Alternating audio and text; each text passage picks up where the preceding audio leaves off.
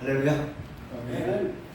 오늘도 하나님의 은혜와 사랑이 여러분에게 충만하게 임하기를 우리 주님의 이름으로 축원합니다. 아멘. 한 주간 너무 더웠죠? 안 더운 것 같아요. 한 주간 동안 굉장히 더웠고 또 오늘도 많이 무덥습니다.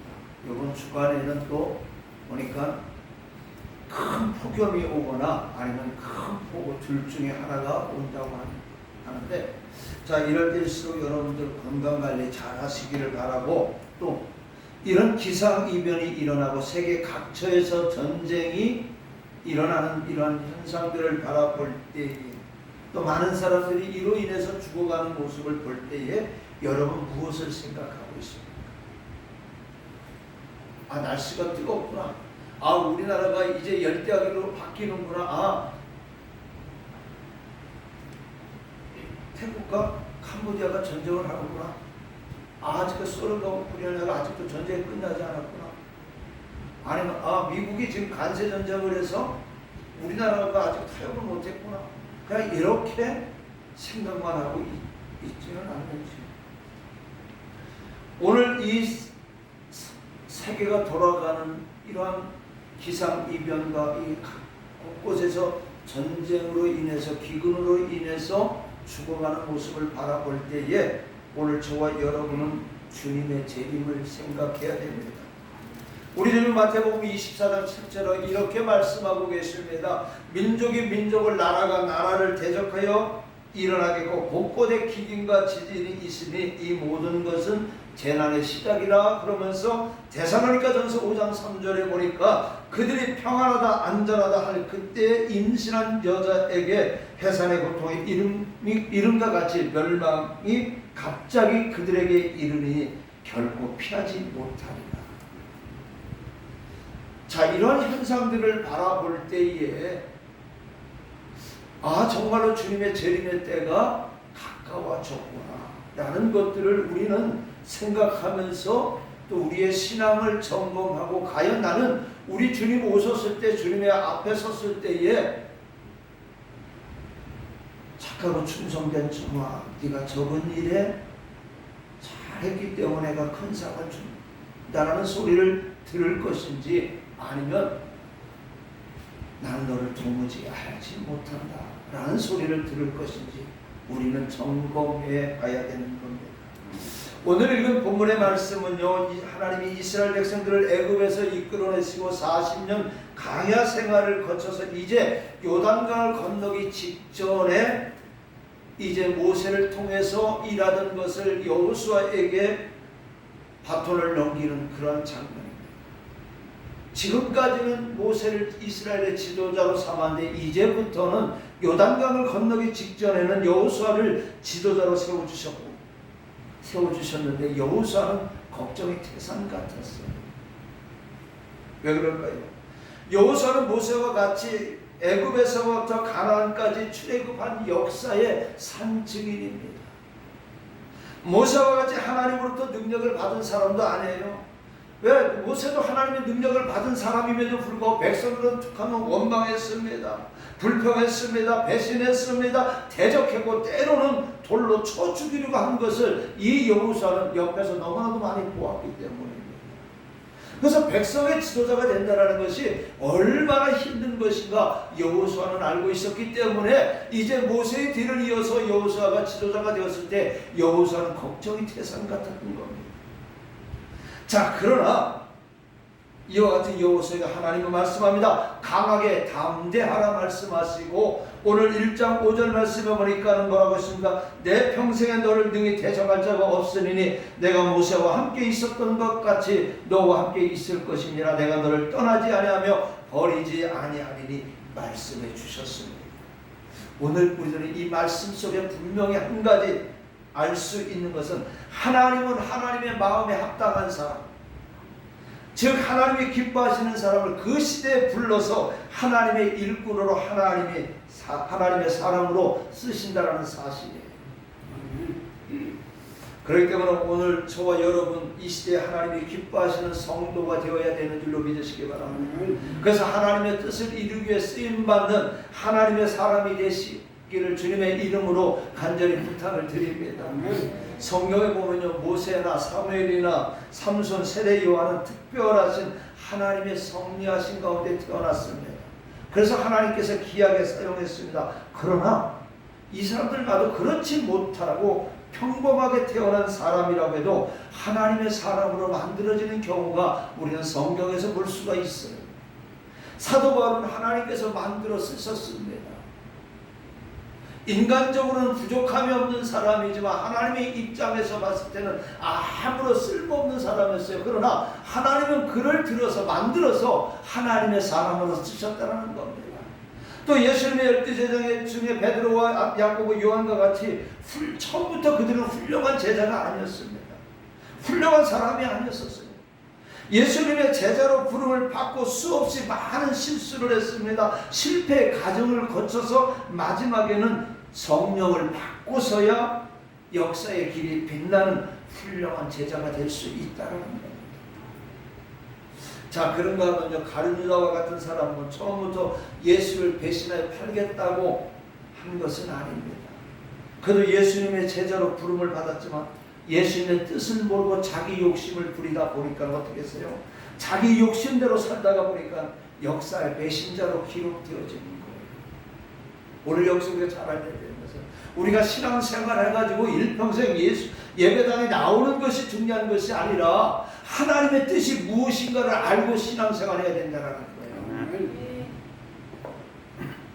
하나님의 뜻을 모르고 일평생 예배당 문만 밟고 다닌다면은 주님 앞에 섰을 때 나더러 주여 주여 아무리 우리가 외쳐도 나는 너를 도무지 알지 못한다.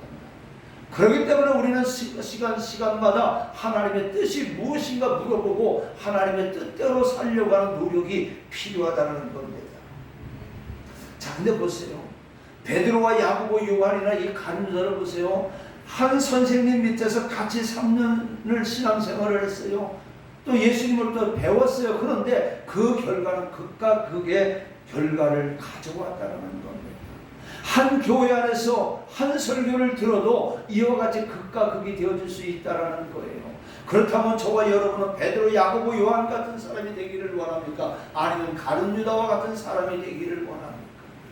오늘 저와 여러분 이왕 부름을 받았으면은 하나님께 쓰임받는 사람이 되기를 바랍니다. 자, 그 다음에 베들레헴에 사는 이세계는 8명의 아들이 있었어요. 그리고 이제 하나님은 사무엘을 보내서 그 아들 중에 하나를 세워 기름 부으라고 했는데 이세는 이 7명의 아들은 다 데리고 왔는데 마지막 아들 다윗은 데리고 오지 않았어요. 왜? 아버지 입장에서 보니까 이 다윗은 볼품이 없었어요. 7명의 아들하고는 전혀 달랐어요. 그러다 보니까 얘 다윗아 너는 그냥 양치고 있어라. 이렇게 양을 치게 했던 겁니다. 그러나 하나님은요, 한 부모 밑에서 자랐다 할지라도 후천적으로 만들어진다는 것을 우리는 또한 다윗을 통해서 볼 수가 있습니다. 야곱에게도 12명의 아들이 있었잖아요. 근데 그 중에 11번째 요셉은 많은 환난을 거치고 역경을 거치고 고난 속에서 고비를 넘어서 어떻게 해요? 하나님께 쓰임받는 사람이 되어졌다는 겁니다. 그런데 이와 같이 하나님께 부름을 받아 한 세대 크게 쓰임받은 사람들의 공통점이 있다면 저들이 하나님의 부름을 받아서 금방 어떻게 되어진 것이 아니라 크게 쓰임받은 것이 아닙니다. 수많은 실수와 실패와 고난의 과정을 넘어서 수많은 시련으로 갈고 닦아졌을 때 비로소 하나님의 일꾼으로 쓰임받는 거예요. 저와 여러분은요, 이제 수많은 시련의 과정과 실패를 거치고 실수를 거치고 여기까지 온 줄로 압니다. 이제는 하나님 앞에 쓰임 받아야 되는 줄로 믿으시기 바랍니다. 우리 교회는 지금까지 이제는 연습할 시간이 없어요. 우리 교회는 이제는 달려가고 열매를 맺어야 될 때입니다. 저 이제 3년 됐어요. 3년 됐습니다. 이제는 우리가 연습이라는 게 없어요. 이제부터는 열매 맺지 못하면은 이 나무는 쓸모없는 나무라고 해서 찍어서 불에 던질 수밖에 없다라는 거예요. 이제는 우리 교회나 저와 여러분을 하나님 앞에 쓰임받아야 될 줄로 믿으시기 바랍니다. 자, 오늘 본문 말씀을 보니까 하나님께서 이제 요단강을 건너 새로운 시대에 접어들려는 순간 하나님은 여호수아를 붙들어 하나님의 도구로서 쓰시게 됩니다. 이제 40년간 이끌어오신 하나님의 역사를 결론내리는 중요한 시기에 하나님은 여호수아를 세우셔서 하나님의 일꾼으로 쓰신 겁니다. 제가 우리 교회 처음 부임했을 때 우리 장로님 여러분한테 그래서 장로님, 저와 장로님과 저는 또 여러분들은 이제 우리 교회가 지금까지 가정을 거친 것이 아니라 이제 우리가 후임 목사, 후임 성도들에게 마음껏 일할 수 있는 터전을 이제 우리에게 주어진 시간 속에 만들어 가자라는 거예요. 저와 여러분은 이제는 끝나는 것이 아니라 저와 여러분들이 이제 새로운 성도와 후임자에게 마음껏 일할 수 있는 터전을 만들어 줘야 된다는 거예요. 모세가 광야에서 40년 동안 이스라엘 백성을 다스렸다면 이제는 여호수아는 새 땅에 들어가서 여호수아가 해야 될 일이 있다라는 거예요. 오늘 저와 여러분은 앞으로 7년, 10년 이 사이에 이 광야에서 이제 가나안 땅에 들어가서 마음껏 일할 수 있는 일꾼들과 목회자로가 일할 수 있는 여건을 우리는 만들어줘야 된다는 거예요. 자, 그렇다면 이제 남은 시간 하나님의 뜻이 무엇인가를 알면서 열심히 우리에게 주어진 일을 감당해야 되는 겁니다. 여러분, 오늘 우리는 여기서요 새로운 역사적인 전환점이라는 엄청난 비밀을 발견하게 되는데, 그것은 하나님께서 여호수아를 붙들어 쓰시듯이 우리가 살고 있는 지금 이 시대에도 하나님의 나라를 위해서, 하나님의 뜻과 섭리를 위해서 하나님이 기뻐하시는 사람을 붙들어 세우신다는 겁니다. 여러분들이 이 역사적인 사명을 받고 부름받아 하나님의 일꾼으로 선택되었음을 깨달아 감사하시기 바랍니다. 여러분, 하나님께 쓰임받기 위해서 선택되어 지금 세워주신 거예요. 자, 그렇다면 하나님께 쓰임받는 사람은 어떤 사람입니까? 하나님은 어떤 사람을 통해 역사하십니까? 여호수아는 어떤 사람이었기에 하나님께서 그를 쓰셨습니까? 하나님은 여호수아에게 무엇을 주셨고 무엇을 요구하셨는가 한번 생각해 보면서 이 시간 우리가 은혜 받는 시간이 되시기 바랍니다. 우리 한번 같이 해봅니다. 하나님께 쓰임받는 일꾼이 되자. 오늘 설교 제목입니다. 하나님은 사무엘상 13장 13절과 14절하고 사도행전 13장 22절에 보니까 항상 하나님의 마음에 합한 사람, 마음에 맞는 사람을 쓰신다고 했어요. 이 세상에도 서로가 마음이 맞는 사람끼리 살아가고 있지 않습니까? 마음이 맞지 않으면 함께 살아갈 수가 없습니다. 그렇다면 여호수아의 그 무엇이 하나님의 마음에 들었고 무엇이 하나님을 기쁘시겠는가?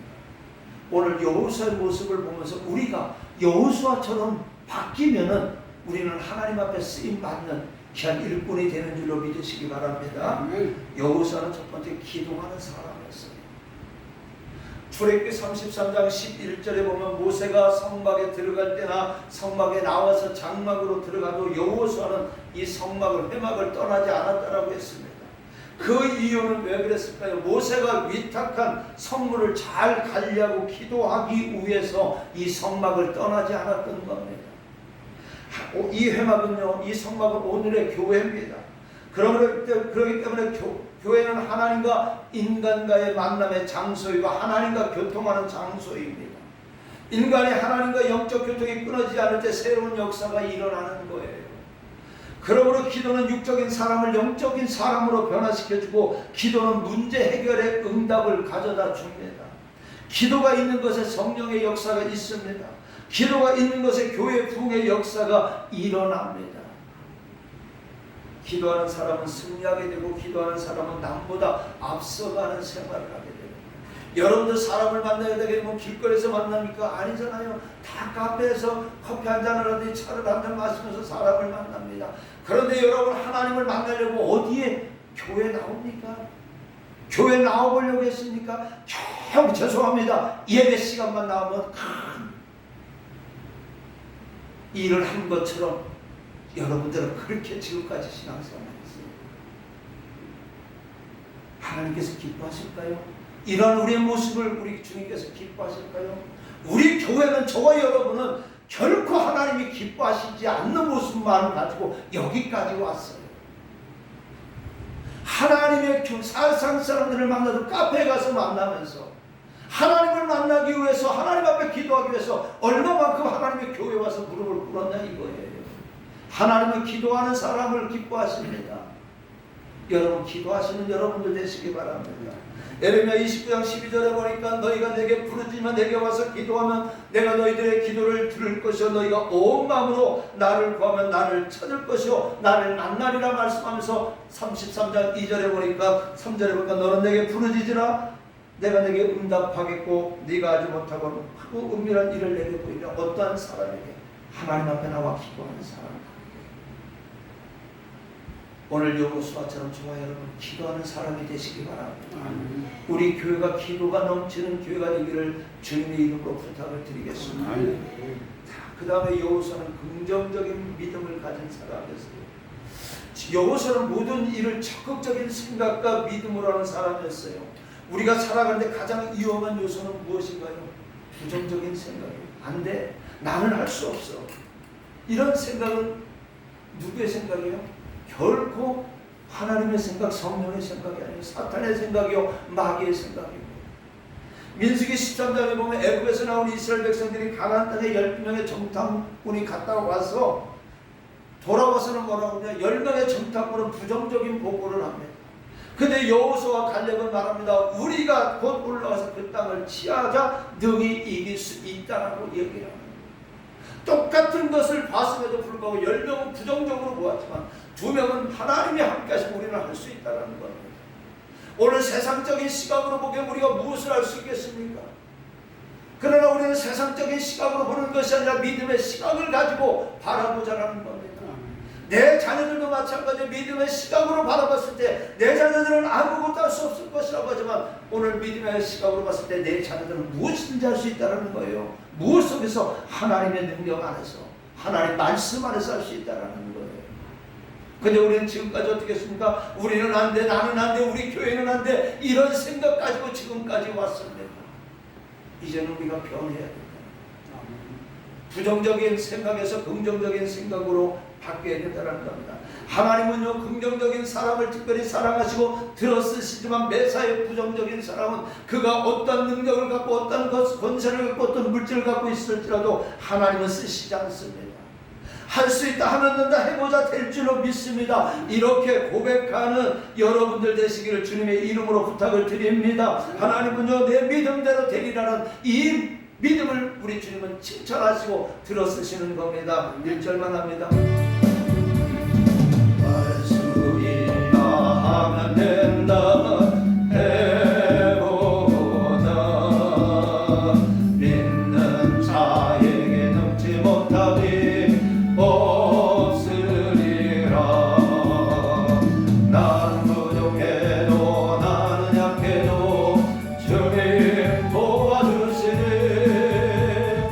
의심 말고 두려워 말라. 기적이 일어난다. 말씀 안에서 믿음 안에서 할 수 있다, 해보자. 할 수 있습니다. 믿음 안에서, 말씀 안에서. 오늘 모든 일에 부정적인 생각 내리고 긍정적인 생각으로 오늘 저와 여러분 또 우리 사랑하는 자녀들이 하나님 앞에 귀하게 쓰임받는 일꾼들이 되기를 주의 이름으로 부탁을 드리겠습니다. 자, 그 다음에 여호수아는 어떤 사람이냐? 용맹스러운 용장이었어요. 출애굽기 17장에 보면 이스라엘 민족과 아말렉과의 전쟁 때에 모세는 산 위에 가서 기도합니다. 그때 여호수아는 백성들을 이끌고 선두에 서서 싸우면서 아말렉을 다 전멸시키는데 크게 공헌을 합니다. 이것은 무엇을 말합니까? 위로는 모세를 잘 받들며 섬기면서 자기에게 주어진 일에 최선을 다하는 겁니다.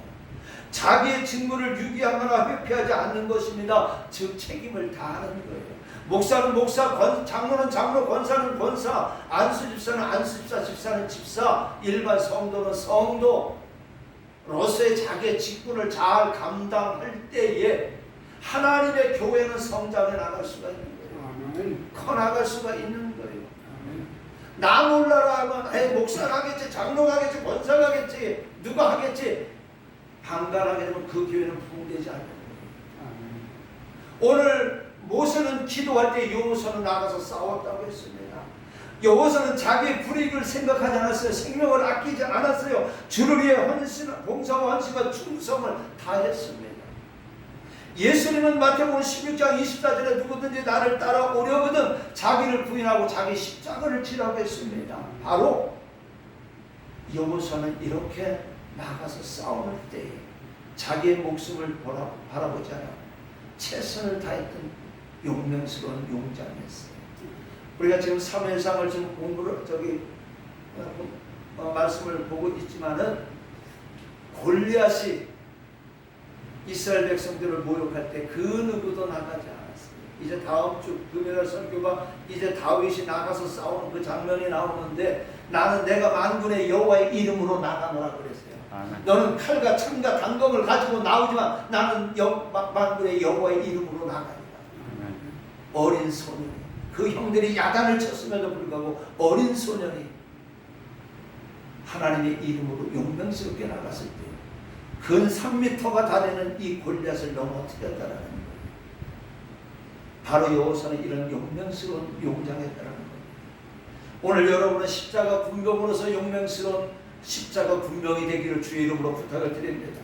자, 그 다음에 여호수아는 어떤 사람이냐? 성령이 충만한 사람이었어요. 자, 신명기 34장 9절에 보니까 모세의 눈의 아들 여호수아에게 안수하였으니 그에게 지혜의 영이 충만하니. 하나님이 기뻐하시고 하나님의 일꾼으로 쓰시는 사람은요, 하나님의 성령에 충만한 사람을 들어서 쓰십니다. 하나님의 사람이 하나님의 일을 하려면요, 하나님의 성령을 충만하게 받아야 돼요. 하나님 교회는요, 사회상 지식 갖고 하는 게 아니에요. 하나님이 주시는 성령을 가지고 해야 되는 거예요. 하나님이 주시는 지혜를 갖고 하는 거예요. 그러니까 교회에서는요, 물론 잘 배운 사람도 있어야 되지만은 교회는 남녀노소 어린아이부터 나이 먹은 이제 매치로 하나님 앞에 설 사람까지라도 다 하나님 앞에 쓰임받게 되는 것이고, 하나님께서는 하나님의 영이 임한 사람에, 성령이 임한 사람에게는 무능력해 보인다 할지라도, 세상에서 무능해 보인다 할지라도 하나님은 그를 들어 쓰시는 거예요. 오늘 저와 여러분이 하나님의 영을 받아서 하나님 앞에 온전히 쓰임받기를 바랍니다. 로마서 8장 9절에 보니까 만일 너희 속에 하나님의 영이 거하시면 너희가 육신에 있지 아니하고 영에 있나니 누구든지 그리스도의 영이 없으면 그리스도의 사람이 아니다. 하나님의 성령이 저와 여러분들 속에 있지 아니하면 우리는 성도라고 말할 자격이 없다라는 거예요. 초대교회 최초의 7 집사를 택할 때 자격 조건이요, 돈이 많았느냐, 많이 배웠느냐, 아니었어요. 성령과 지혜가 충만한 사람을 뽑았다. 오늘날 교회에서 인정상 체면 때문에 얼굴 보고 직분을 맡기면요, 꼭 그런 사람이 교회에 문제가 됩니다. 교회를 어지럽게 하는 사람은 어떤 사람이에요? 은혜가 떨어진 사람입니다. 성령이 식어진 사람입니다. 이런 사람이 항상 교회를 혼란스럽게 하는 거예요. 여러분들은 이런 사람 되지 않기를 주님의 이름으로 부탁을 드리겠습니다. 사도행전 2장 1절로 4절 말씀에 우리가 예수님의 마지막 군부의 말씀을 기억하면서 사도들이 다락방에 모여 열심히 기도합니다. 그리고 성령이 충만하게 임할 때에 그들은 각기 나라의 방언을 말했다라고 했습니다. 이 모든 말씀의 결론은요, 하나님이 기뻐하시는 사람, 하나님이 쓰시는 일꾼은요, 성령을 충만히 받아야 된다는 겁니다. 성령을 받지 못하고 하나님의 일을 할 수는 없어요. 한다고 해도 끝까지 할 수가 없어요. 중간에 주저앉을 수밖에 없습니다. 성령 받지 못하고 은혜가 없이 기쁨도 없이 사명감도 없이 신앙생활 하려고 하니까 어떻게 해요? 하기가 어렵고 그래서 쉽게 낙심하게 되는 거예요. 그래서 성령 받지 못하니까 주의를 하려고 하니까 뭐가 나와요? 인본주의가 나옵니다. 그리고 자국이 생기게 되어집니다. 지금 우리나라 정치 보세요. 맨날 대무만 하던 놈들이 공부를 하나도 안 하다 보니까는 뭐가 있어요? 아무것도 없잖아요. 정치를 알아요, 경제를 알아요. 그냥 나라를 혼란스럽게 만들잖아요.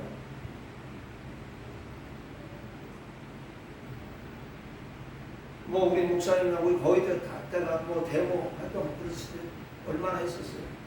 저는 이렇게 학교를 다닐 때도 봤지만 학교를 다닐 때 출퇴근할 때 보게 되면은 연세대학교 앞에 막 대모를 하고 막 체육관 가스를 쓰고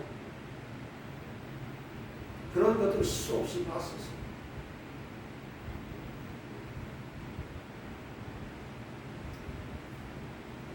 그런 친구들이 지금 우리 사회를 붙들고 있습니다. 우리 사회가 혼란스러워요.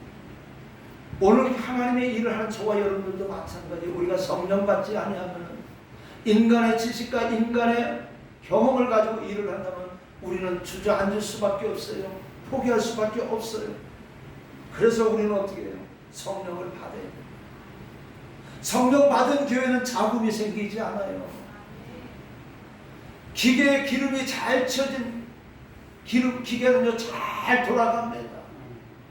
근데 지금 여러분들 다 아프죠? 여기저기 아프죠? 60년, 70년, 80년 썼으니까 아플 수밖에 없어요. 그러다 성령이 충만받으면은, 영이 충만하면은 육신도 건강할 줄로 믿으시기 바랍니다. 성령 충만히 받읍시다. 성령을 충만히 받게 되면 항상 은혜 안에 사는 사람은 절대로 낙심하지 않아요. 괴로움이 와도 기쁨으로 승화시킵니다. 즐거움으로 교회에 대해 충성을 합니다. 오늘 저와 여러분도 여호수아와 같이 다 성령 충만히 받아 하나님이 기뻐하시는 사람이 되어 이 시대에 하나님의 뜻을 따라 기쁘게 쓰임받는 성도가 되기를 주님의 이름으로 부탁을 드립니다. 자, 마지막으로 여호수아는 모세를 잘 받들어 섬겼어요. 모세와 여호수아는 사제지간했어요. 우리 목사님하고 저와 관계처럼 모세가 가는 곳에서는 어디든지 여호수아가 동행을 했어요. 시내산 꼭대기에도 동행을 했고 40일간 같이 금식해서 기도한 사람입니다. 모세가 해막에서 하나님과 만나고 돌아가도 여호수아는 남아서 기도한 사람입니다. 아멜렉과의 전쟁에서 모세의 명을 따라 순종하여 선봉에 서서 전쟁을 한 사람입니다. 또 가데스 바네아 땅을 탐지하고 돌아와서도 10명 그 땅을 악평했지만 애국으로 다시 돌아가져갈 때에 여호수아는 진정으로 믿음 있는 보고를 했던 사람입니다. 모세에게 있어서 여호수아 같은 인물이 측근에 있었던 것은 참으로 큰 축복입니다. 복된 사람을 만나야 됩니다. 모세가 가는 것은 언제나 그림자처럼 따라다니면서 보좌를 잘해준 여호수아, 그는 진정과 하나님이 기뻐하시는 사람이었어요. 저는 솔직히 죄송합니다. 제가 학교 다닐 때 또 좀 젊었을 때는 우리 집사람들 불만이 많았어요. 말은 안 했지만 공부를 조금만 더 하면 얼마나 좋았을까. 나보다 조금만 지혜였으면 내 레포트 좀 맡겼으면 얼마나 좋았을까. 그런 생각을 많이 했었어요.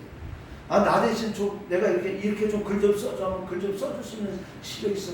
말은 안 했지만 속으로 그런 생각을 많이 갔어요. 근데 사람이 미련하지 않으니까 알잖아요. 그때 저한테는 사람이 지식으로 하는 게 아니라 나는 하나님의 지혜로 사는 거야. 근데요, 지금 생각해보면 참 감사해요. 저런 배우자 만나는 거 감사해요.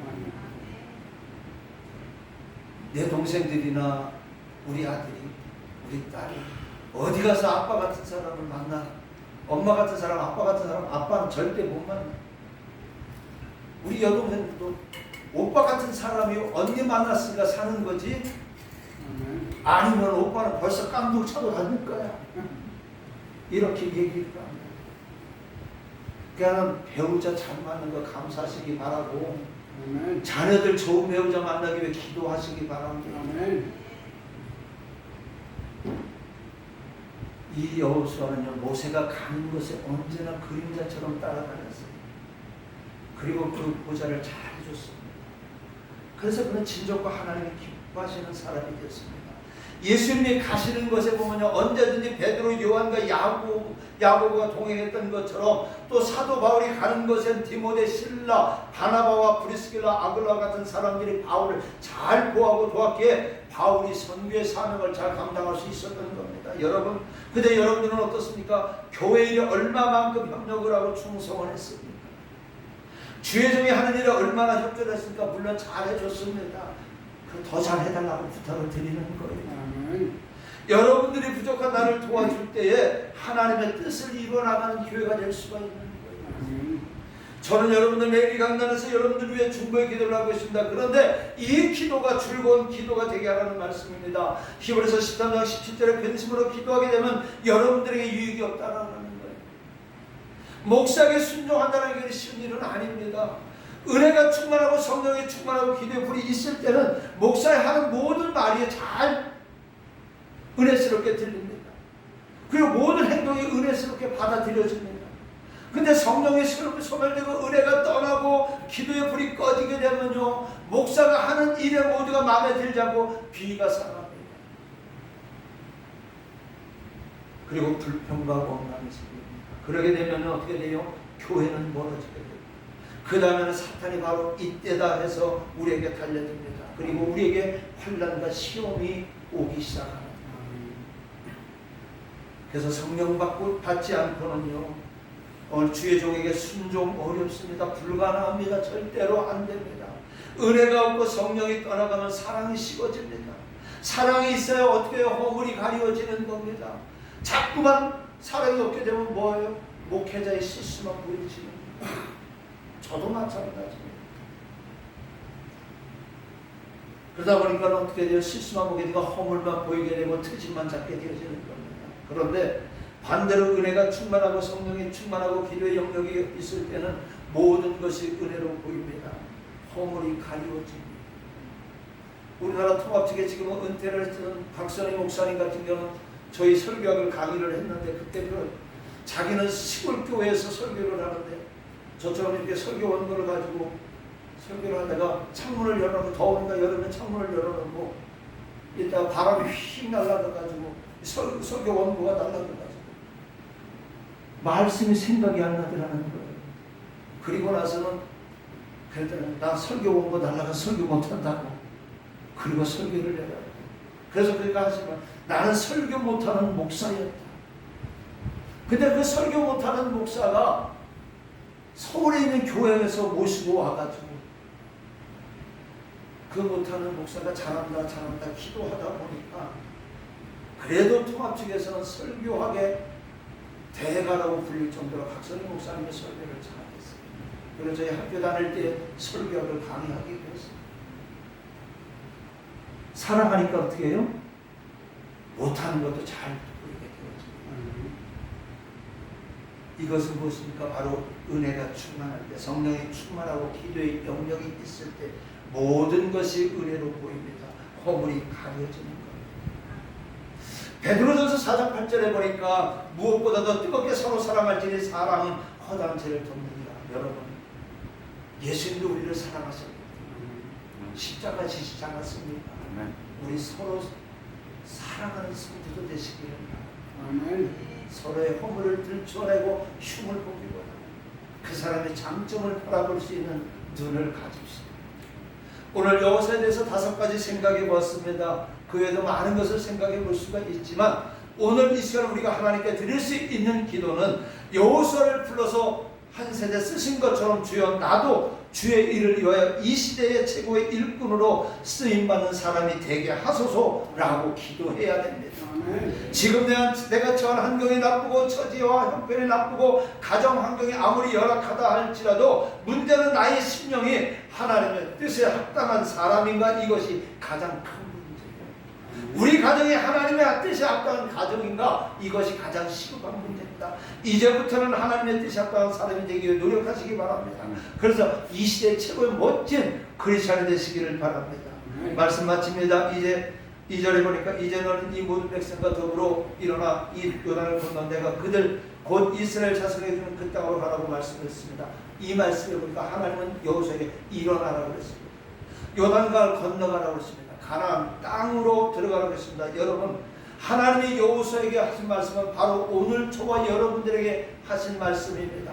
로마서 13장 11절로 12절에 보니까 지금은 일어날 때라고 하는데 무슨 때라고 말하고 있습니다. 그러면 무엇에서 일어나야 됩니까? 잠자는 상태에서 일어나야 돼요. 이 잠은요, 신앙의 잠을 말합니다. 이 신앙의 잠에서 일어나야 됩니다. 근데 그 일어나는 방법은 뭡니까? 교회 생활 잘 해야 됩니다. 예배를 잘 드려야 된다는 겁니다. 하나님의 말씀의 영의 양식인 성경 말씀을 항상 읽어야 됩니다. 또 들어야 됩니다. 묵상해야 됩니다. 말씀대로 살면서 열심히 기도해야 됩니다. 기도하지 않는 것은 지각이라고 했습니다. 그러니까 이것이 우리가 일어나는 방법이에요. 그 다음에 각종 질병에서 일어나야 됩니다.